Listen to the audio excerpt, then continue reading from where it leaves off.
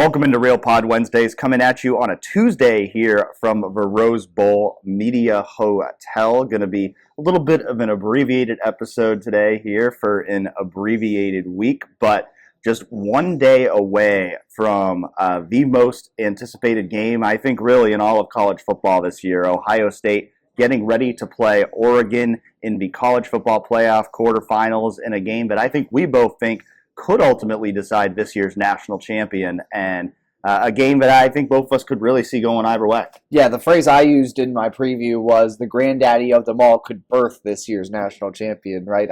I think this is the two best teams in college football, in my opinion, this year. Oregon's proven it with the undefeated record. You saw what Ohio State did to Tennessee.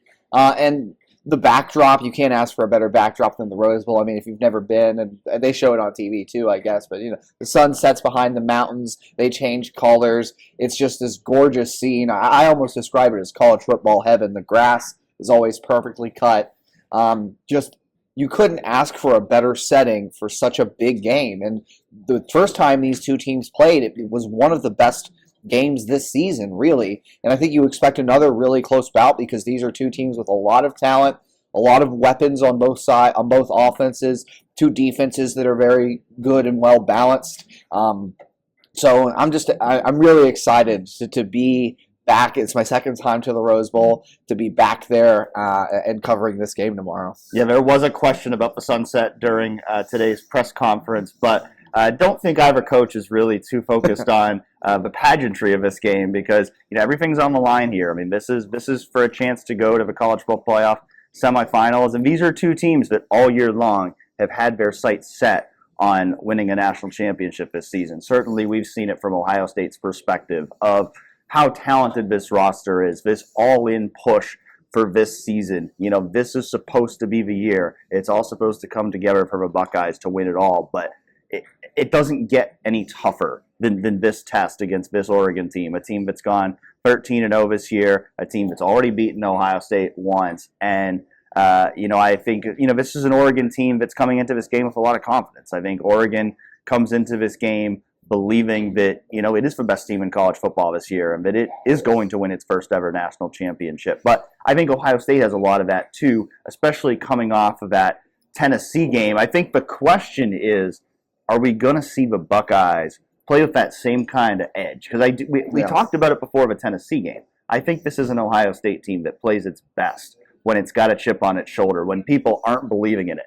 Now a lot of people are believing in the Buckeyes. They're a betting favorite going into this game, despite the fact that Oregon is the number one seed. Based on all the players we've talked to this week, do you get that feeling like even though people are saying better things about the Buckeyes now, that they're still going to go into the game with that same kind of edge? I really think Will Howard put it perfectly at Team Check-In on Sunday when we talked to him. It's a business trip for Ohio State. They aren't treating this like a normal bowl preparation, a normal bowl week.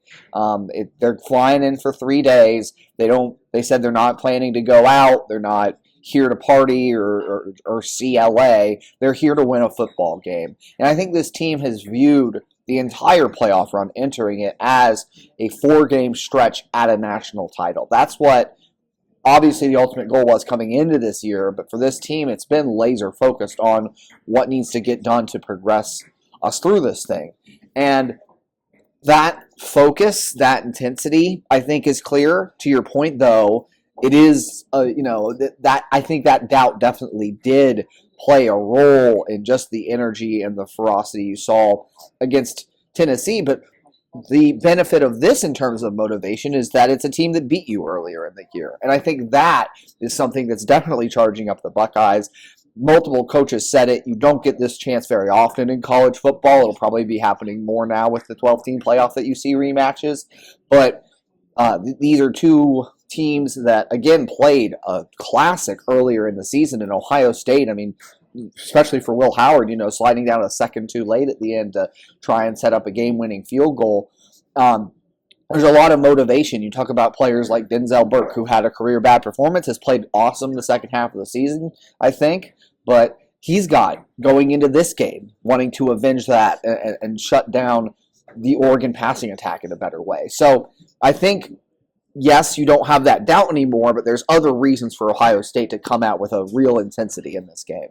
I think the big question going into this game, at least from my mind, well, I mean, it's really, it kind of goes both sides of the ball, but I think, but the big thing that I'm thinking about going into this game is, okay, how much better is this defense really than it was since the first Oregon game, Mm-hmm. and can that be the difference in this game? Because I mean, this Ohio State defense, I mean, it's elite. It's been the best defense in the country this year, but it was the number one ranked defense going into the first Oregon game too. So I think this is going to be the true test of just how much better this defense is. Do I think this defense is going to go in and hold Oregon to 17 or fewer points and not allow a passing touchdown? No, I don't, because I think this Oregon offense is too good for that. But I think if you can be closer to what you've been the rest of the year than what you were in that first game against Oregon, you're going to have a chance to win this game. And I think that's the challenge for this Buckeye defense is, it could, I think this is probably going to be another one-score kind of game. And it could come down to just making one more stop, just allowing one fewer drive, just forcing a turnover, or, making a sack that you didn't in that first game that gets you the ball back in good field position. We've talked a lot about that first game.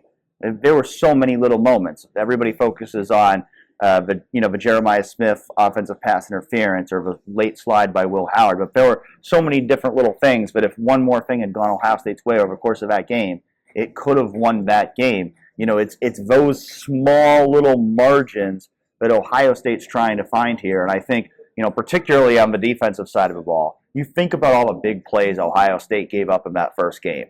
8 plays of 25-plus yards, 6 of which came through the air.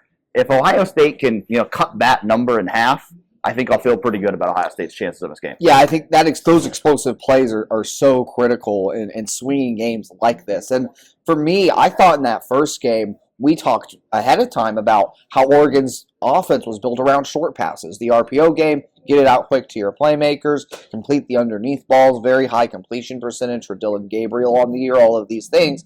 And Denzel, Burke said it earlier in the week at the team's media day. They were surprised a little bit by just how much Oregon emphasized the deep ball in that game. I mean, Denzel, one of the plays he got burned on in that was the double moves. And to your point about pressure, the Oregon game prompted the entire re-engineering of the Jim Knowles defense that we've seen that has yielded the results in the second half of the year. More mix of coverages. Dylan Gabriel's touchdown at the end happens because Ohio State's caught in a man scheme, and Oregon knew they were going to be in a man scheme. They called an RPO play, run a tight end to the flat. Sonny Styles goes with him, do his zone read. Dylan Gabriel scores a 27-yard touchdown run because no one's left to cover the quarterback on his own read when you pull the linebacker out with the tight end. So more mix of coverages. We've seen a lot more creative pressures from the defense. But like you said, this is the biggest test of that. Is this defense actually what we saw in the second half of the year? And being that number one defense in the country. And yeah, that you don't expect them to hold Oregon to 17 points or less. But it's just about getting one more stop than you got in that first game, really. That's the margin. So if you can force a field goal in the red zone, if you can get another 3 and out, get another turnover, one of those things. And neither team had a sack the last time they played. We obviously, from the Ohio State perspective, have talked about a lot how Ohio State didn't have a sack in that game. Oregon didn't either. They're going to have Jordan Burch. And so I think both teams' pass rush is going to be key in this one because Donovan Jackson, as great as he's played down the stretch of this year, which I do think he handled Mikhail Kamara at Indiana very well. He handled Josiah Stewart for Michigan well as far as elite edge rushers goes. James Pierce Jr. Ohio State's done well against defensive ends here in the back half of the season, but you have 2 for Oregon that are really effective at getting after the quarterback. And so when you're talking about wanting to come out aggressive like you did against Tennessee, throw the ball through the air, you wonder how that plays a factor in it. And can they, again, hold up on the edges and protections? Because if they do, Oregon's secondary is one of the best Ohio State's played, I think, maybe the best. But I don't think there's anyone in the country that can cover this core of receivers when they're at their best and when Will Howard is in rhythm. So for me, I think pass protection is a key to this game too for Ohio State. You said making one more stop can make the difference. It can make the difference if Ohio State's offense can put up the same kind of numbers it did in the first matchup, as Ohio State scored 31 points in that first game, particularly had a prolific game through the air. Will Howard, still his season-high passing total in that game. Like you said, Ohio State's wide receivers, Jeremiah Smith had a big game against Oregon the first time around. Emeka Buka was productive in that game. I think we've seen Carnell Tate come on more since that game. So I go into this game, even though Oregon's passing defense has been good, I go into this game with a pretty high degree of confidence in what Ohio State can do through the air. And I think there's some room for things to be taken on the ground because this has not been a great Oregon run defense. You look at their last game against Penn State in the Big Ten championship game, they really struggled to stop Penn State's rushing attack. Now, the big question remains Ohio State's offensive line because we saw Ohio State's offensive line have a much better performance against Tennessee than it did against Indiana and Michigan. But this is still an offensive line that doesn't have Seth McLaughlin anymore.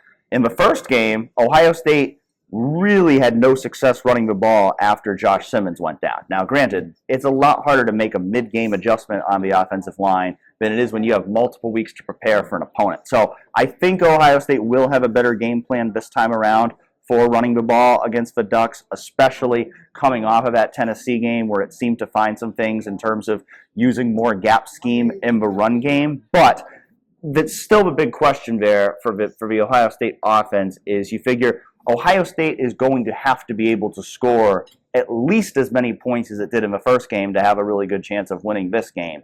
And it's without two-star offensive linemen that it entered that first game with. Yeah, look, it's the gap scheme talk is interesting, and getting into the X's and O's of that with talking to players, talking to coaches, it doesn't seem like that's necessarily the plan moving forward, is to be necessarily fully reliant on the gap schemes. I'm sure they'll definitely be a part of the playbook in this game, and we'll see, exactly how much that is, and maybe they do.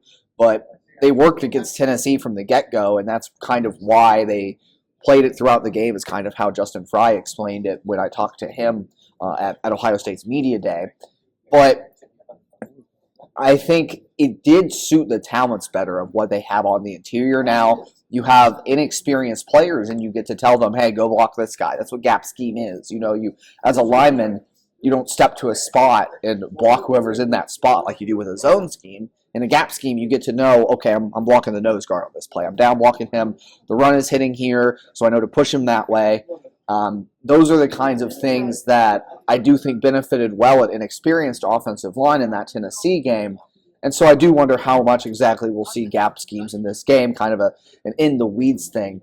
And really, again, it does go back to that offensive line of can you create those holes in the running game? Because Oregon's only, you mentioned the Penn State game, Penn State 2 100-yard rushers in that game. And on the year, only 55th nationally in yards allowed per carry for even. Ohio State is fresh off a game getting 4.7 per carry against Tennessee. Can they roll that momentum forward?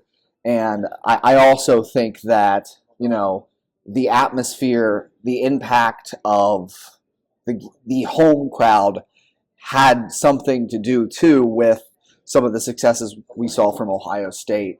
The cold weather, I honestly do think played a role in that game, too. So does it carry over to a neutral field playoff setting rematch against one of the best teams in the country?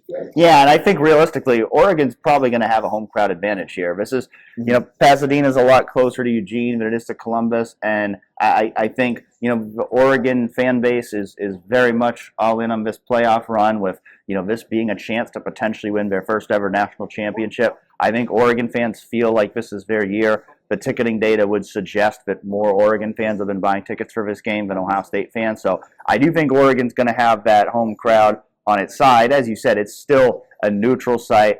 Better weather, which is, generally better for a passing game, but you're not going to have that, maybe kind of comfortability advantage that you did against Tennessee. And it's going to be interesting, too, to see the factor of a longer layoff here for Oregon, having, 3 weeks of rest before this game. Probably anticipating there was a good chance they were going to play Ohio State. So them being able to really prepare fully for playing Ohio State, whereas Ohio State has to beat Tennessee, put all its focus on that game, and then make a quick turnaround to preparing for Oregon. And so, it's going to be interesting to see how that factor plays out. we saw obviously in the first round, home field made a huge a difference for the home teams. This time around, the question is going to be, okay, does that longer rest period give an advantage to those higher seeded teams who got the bye, or do the teams that won those first round games in blowout fashion, can they kind of carry some momentum off of that? And I think that's something Ohio State is kind of, at least if you're trying to look at it from like why this could be an advantage for Ohio State, I think that's something Ohio State kind of looks at it as is they've got momentum. They're not going to be rusty. They can. I think they're glad they had a game already because they certainly wanted to wash that bad taste out of their mouth from what happened against Michigan. And I think this allows them to carry a different level of momentum, a different level of confidence into this game than they would have had they not already played Tennessee. Exactly. They got their mojo back, really, in that Tennessee game. To carry that momentum forward, I think, and even send your seniors out in a better way in their last game in the shoe. When you take that step up from Tennessee to Oregon, because I think we both agree Oregon's a step up in competition from Tennessee, it's good to have that in your back pocket and not be the Michigan game being the last thing heading into that Oregon game. You roll forward with some confidence, with some momentum. And as far as first-round buys go in sports, it's played out both ways, I think, in terms of is it better to be rested or is it better to be in-game form, not have the ring rust, so to speak, that you might get as a higher-seeded team with a bye. I'm a Bengals fan. I go back to the Bengals' run to the Super Bowl back in 2021, and they played the Tennessee Titans in the second round of the playoffs that year, who were the number one seed, had a bye at home, and Tennessee came out really slow in that game. I think they scored like 13 points. It was a very low-scoring thing where Tennessee was clearly rusty. But you also have teams that get a bye, and you see it in the NFL all the time. The one seed just blows out whoever they play in that second round. So it very much is a case-by-case thing. And so to your point, I think that's going to be an interesting storyline to follow in this game. And how does Oregon come out early? How do they handle that, having that extra rest and maybe being a little fresher, but also having that layoff, not being as, haven't played a game in a month sort of a deal. So for me, that's a very interesting thing just to see how Oregon starts this game coming off the bye. Who are a couple of players that you look at going into this game as X factors, guys who really need to step up for the Buckeyes to win this game? I think the obvious one you got to start with, we've talked about him before, is Denzel Burke, right? This is he said that you wrote a story about him. He said he's avoiding the word vengeance in terms of approaching this. He wants to go out and play his game. I think that's a good way to think about it. If you want to take it as motivation, that's good too. But he has been the second half of this season what he was supposed to be coming into this year. Tennessee threw at him once and it was an incompletion. Like, he has been locking down receivers consistently since that game. But it's still the thing that I think a lot of Ohio State fans remember, because that's the unfortunate thing about playing cornerback. People remember your bad moments a lot more than your good ones, because a lot of your good ones, the ball's not even close to you because you're locking somebody up and the quarterback says, nope, not going to go there. So I think this is a chance for him to really rewrite what the lasting memory of what Ohio State fans will think of Denzel Burke. If he goes out and has a good performance in this game. Another one I just want to talk about it that I mentioned earlier too is Donovan Jackson, proving that his progression as a pass protector since moving to tackle is real, handling Jordan Birch, handling Matayu Yungalele. Those two defensive ends, again, get after the quarterback really well. So if you're talking about players who need to step up in this game, I think those would probably be my top two choices. And I think Josh Fryer's right there with Donovan Jackson, too. I think, Josh Fryer, we talk a lot about, he's not as strong in pass protection as he's a run blocker, has trouble with speed rush. I think Josh Fryer's played pretty well this year. He made some real strides. I think he's really made some strides. Now, I think people remember going back before the first game, he got asked about Jordan Birch, and he kind of made a comment about, it's kind of scary seeing how big and fast this guy is. He didn't end up actually having to play Jordan Birch in that game, but he will this time. So to see how he holds up in that matchup as well, I think certainly the way those tackles play is going to be crucial. And I think really on both sides of the trenches. I mean, we've talked about it many times. whoever wins the trenches usually wins in big games like Yes. this. And I think there's a very likely chance that's going to be true again in this game. For Ohio State's offensive line, they need to build off what they did at Tennessee. They need to keep pressure off of Will Howard, and they need to at least be able to have some success running the ball. I think with their weapons on the outside, kind of like with the Tennessee game, I don't think they need to be dominant running the ball, but they need to break off some runs. You can't go an entire half without a first down on the ground like you had in the first matchup against Oregon. If that happens again, you're probably going to lose again. So you need to be able to have at least some success running the ball. Your offensive line needs to be able to do some stuff in the blocking game. And then on the other side of the ball, I think you want to see Jack and JT continue to build momentum off of what they've been able to do in the last few games.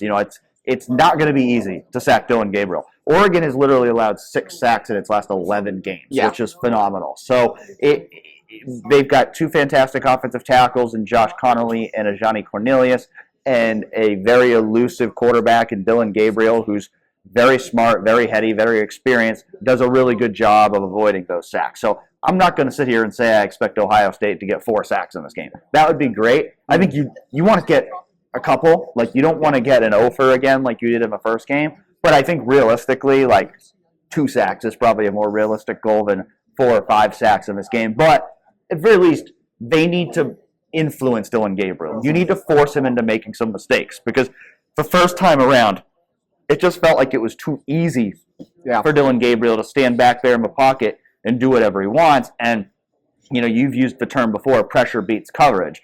When you aren't bringing any pressure up front, it allows a guy like Denzel Burke or Ohio State's other cornerbacks to get exposed if they make one mistake. Whereas, I think in recent games, there haven't been many opportunities for that, because Jack and JT and that entire defensive line have been so relentless in putting pressure on the quarterback. Yeah, exactly. And forcing Dillon off his spot, he has shown that he can make mistakes. He can make bad throws when pressured.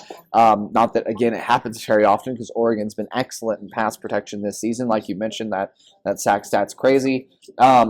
And how few they've allowed. I think another X factor to talk about here is Ohio State's running backs, because, a lot of the focus goes on the offensive line, because we know what Travion Henderson and Quinshon Judkins have been at their peak. But Travion's second touchdown against Tennessee was a play he pretty much made himself. Made an awesome jump cut, made a guy miss, burst through 3 defenders and rumbles 24 yards to the house. Like, those are the kinds of plays they need from their running backs. Make a guy miss for a play that would otherwise be just like a 1 or 2 yard gain and break off a chunk. Fall forward for a 6 yard gain instead of a 3 yard gain. Those little things. And I think Quinshon Judkins the last 3 games has only been averaging 3.2 yards per carry. Hasn't been as efficient as he was at the start of the season. Obviously, again, running is a team game. It hinges on the offensive line a lot. But you have Quinshon's a 2-time All-SEC performer. Travion has always been ridiculously talented, and when he's healthy, has put up some really explosive big games, be it last year, be it his freshman year, be it this year. Make some guys miss and cover up some of the lapses that I'm sure there will be on that Ohio State offensive line, because, again, gains to be had on the ground against Oregon. So, for me, I think the running backs are kind of an underrated X factor in this game, too, for Ohio State. And, of course, we got to mention Jeremiah Smith, right? Yes. I mean, the guy is the X factor on this Ohio State team, and he needs to make his presence felt. He needs to be that weapon for Ohio State. We saw it, when they lost to Michigan. A big reason why was because he became a non-factor in the second half. In the first game against Oregon, he had 100 yards. We saw against Tennessee, two long touchdowns. He made a huge impact in that game. You need to keep that going. Oregon's certainly going to do what it can to try to take Jeremiah Smith out of the game, but you can't let them do that. He needs to make a big impact. He's a guy who's as capable as anybody on either team of changing this game and making the plays that win his team the game. Yeah, well, he was the header photo of my preview, too. I think Jeremiah Smith is the guy that can really take over this game for Ohio State if they scheme him up the right way, if he's able to make those plays. Maybe Oregon tries intentionally to take him away, and then you have to rely on Emeka Egbuka or Cardinal Tate. This receiving core is just that trio. We've said it all year. There's no better trio of receivers in the country, and I think the country pretty much agrees with that assessment when you look at what Jeremiah Smith has done and what Emeka Egbuka has done his accomplished career. As you get in kind of a score prediction for this game, Dan, how do you see it playing out? Where's your head at in terms of who advances to the semifinals here? Well, I said on last week's show I felt like I was definitely taking the over. And now I think the over is kind of right around 55, 55 and a half last I checked. And all of a sudden I'm not feeling so good about the over. I'm feeling it might be kind of right around that number. And, my final score prediction for this game, I'm going to go Ohio State 28, Oregon 27. And the reason why I made that adjustment is because as I thought about it, I thought, well, I think this Ohio State defense is better than it was the first time around. So I think this Ohio State defense is going to make one or two more stops than it did in that first game up in Eugene. And I don't know if Ohio State's offense is as good as it was because of the fact that it no longer has Josh Simmons and no longer has Seth McLaughlin. And so when you look at how explosive both these offenses are, you look at the history of college football playoff games between elite teams, they tend to be high-scoring shootouts. So if this game has both teams in the 30s, both teams in the 40s, I won't be surprised. But when I thought about it logically and how good I think this Ohio State defense is and the fact that Ohio State's offensive line is probably still the weakest unit between either of these two teams, I ultimately brought my score prediction back down into the 20s for both teams. I have it as a one-point game again. I think this is going to be one of those games, once again, that comes down to who makes one more play, who makes one less mistakes. It could come down to a turnover. It could come down to a stop in the red zone. It could come down to a made or missed field goal. I think this is going to be one of those kind of games. But the way Ohio State's playing coming into this game, bringing in the momentum from that Tennessee game, I'm going with Ohio State. I think Ohio State, unlike the first time, this time around, they find a way to make that one extra play that they need, and they take down the number one seed in this game. I like that assessment. My score prediction is 31-27 Ohio State. And my logic behind it is, I don't think Ohio State is as complete offensively without Seth McLaughlin and Josh Simmons as they were the first time they played Oregon, or at least the first half when they had Josh Simmons. But I think their game planning got a lot better after the Michigan game and the Tennessee game. I think they're going to come out with a similar strategy in this, where they were able to throw the ball successfully against Oregon the first time out. Will Howard, one of his two games this season, over 300 yards, the other against Tennessee. And so you come out, and against Tennessee, they threw the ball 5 out of 6 plays their opening drive. One of them is a penalty, so technically 4 out of 5 on the box score. But they called 5 passes and just 1 run on the opening drive. It spaced Tennessee's defense out because they attacked both vertically with the Jeremiah Smith deep ball and ran some slide concepts, ran some screens to the sidelines to stretch Tennessee horizontally. Then they were able to really get that gap scheme ground game going and punch them downhill. And so I really liked that game plan. I think they're going to come out with a similar approach in this, aggressive, passing a lot early to set up the run later. And I think because I expect Ohio State's defense to play a little better, get one extra stop in the red zone, really, and that's kind of where my score comes from, but also being able to get off the field maybe quicker on some of maybe a 3-and-out here or there. I think maybe Ohio State's offense gets another bite or two at the apple than they had in the first game, although I guess Oregon was scoring quickly too. So, but that's how I see it playing out. A little better performance from Ohio State's defense in this one than the first time, and while Ohio State doesn't have the same ability on the offensive line that they had in the first game, I do think the game plan will be even better than the last time out. So I have 31-27 Ohio State.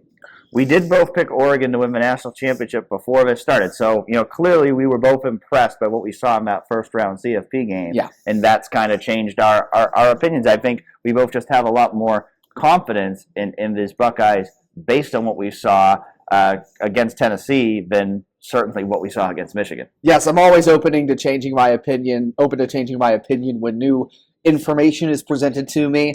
And we did a CFP predictions piece at 11 Warriors, and before the CFP, I said my prediction was Ohio State would beat Tennessee but lose to Oregon in this game. But against Tennessee, we were both impressed. We both picked kind of a low-scoring, close win for Ohio State, and they go blow out Tennessee. And just, again, it was the game plan for me. The coaches on offense figured out how to put their players in the best position to be successful, unlike they did against Michigan, unlike they've done in certain other games this season. So I have faith they can do that again heading into this game. and that's what's changing my pick for the Buckeyes. With that in mind, I know on our original picks, I believe you had Texas, Penn State, and Georgia winning the other three semifinals. I had Texas, Boise State, and Notre Dame. With new information, have any of your other picks changed? Notre Dame. I have Notre Dame over Georgia. I think that the Irish have been playing excellent football in the second half of the season, and I said something to that effect when we did our last round of picks. But I also, as I've thought about it more, I think they do, with their running game, with their physicality, they can match up and handle what Georgia is going to try to do. Georgia obviously won't have its starting quarterback, but I still think the Bulldogs have been a mainly defensive-driven team, which is why I was still like, they could still beat Notre Dame. I just think Notre Dame, to me, has been the best team on that side of the bracket going into the playoffs and in the playoffs. I still have the other three results the same, though. I think ultimately Penn State's just a more complete team all around than Boise State. I think that's going to be a boiling point game where the talent is too much. Yeah, Boise State played Oregon close earlier in the year, but that was early in the season as Oregon was still kind of in some choppy waters. They had some other close games in that stretch, even with Idaho State. So I think that was a different Oregon team than we saw a few weeks later. So Ashton Jeanty's great. He might even have a good game in that game, but I just think Penn State's too complete a roster as compared to Boise State to where I would change my outlook on that game. And Texas, I feel like Texas is probably the pick I feel most confident about over Arizona State in that one. I'm with you. I think I'd be very surprised if Texas does not beat Arizona State. I'm sticking with all three of my same picks. I'm still feeling pretty good about that Notre Dame over Georgia pick. I will say my Boise over Penn State pick is my least confident of the four. I mean, Makes sense. If Penn State could win that game convincingly, and I wouldn't be shocked because I mean they certainly are the more talented team, but. Big James, it's Can never write it off. But this is a little bit, they did well first round game SMU, but home field advantage against a team that was not used to that kind of weather. Penn State had very clear advantages of this in that game. I think in this game, yes, they have a more talented roster, but I still think this is a game that they're more capable of losing, especially if Ashton Jeanty plays the way he's played all year. So going with the upset there on the New Year's Eve game, Boise State over Penn State, but that's the only one we disagree on. We got the same picks for New Year's Day, as we're all going with Texas over Arizona State.